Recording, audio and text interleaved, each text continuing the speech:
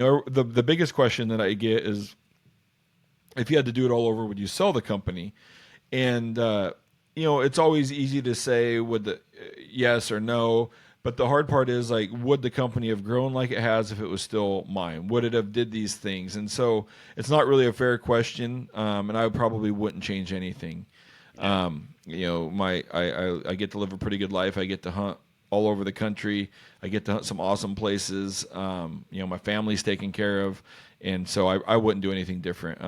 And to most people, and still to myself, I'm living a dream job. Right, I get to wake up every day, work in the hunting industry, still run Phelps Game Calls with my name on it, and get to work with some cool people. And I'm very proud to be able to employ 10 to 12 people from the small little town that I'm in. Employ 8 to 10 other small contractors that help us make the business what it is. So yeah, extremely proud of what we've accomplished as well. Yeah. I know. I was looking into, you know, if for future reference, employing people, and I'm like, holy cow, taxes are a pain in the butt. Yeah. Yeah, taxes. Early on, we did a lot of subcontracting where it wasn't enough work to need to hire somebody. So we did a lot of piecework, subcontracting. Like, hey, you want to tie lanyards on the bugle tubes? Hey, you want to build diaphragms? Hey, do you want to, tie lanyards for all the wood-bodied calls? Whatever it may be. We did a lot of subcontracting, and then as the company grows, you realize that you need people that are better at multiple things, and so you had to hire. We finally had to start hiring in house. But we still have our specialists. Like, we've got people that we only want building diaphragms and doing nothing else. We've got people that we only want tying lanyards, and then most of the people that show up at the office every day are they wear a ton of hats. They build calls, they package calls, they're a QA QC. They run the blister packaging machine. They do all of that for us. Nice. That reminds me, I gotta learn to do certain things if I'm gonna start getting merch of my own. Yeah, yeah, it's So, yeah. oh, I wanted to emphasize on this, and I'm gonna use my podcasting journey to, double down on what you were saying about building a foundation and whatnot. I wouldn't be where I'm at today if I didn't have that foundation, because there's no amount of time that I've beat myself up over social media stuff like, oh, it's failing, it's failing, it's failing. Yeah.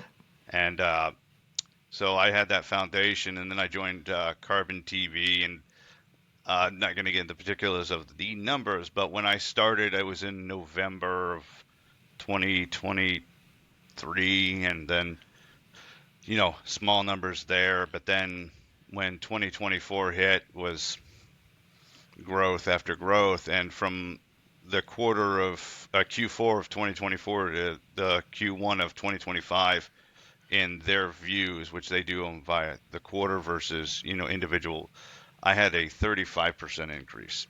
Yeah, So that's big. yeah, Yep. so for me, I'm like, holy cow!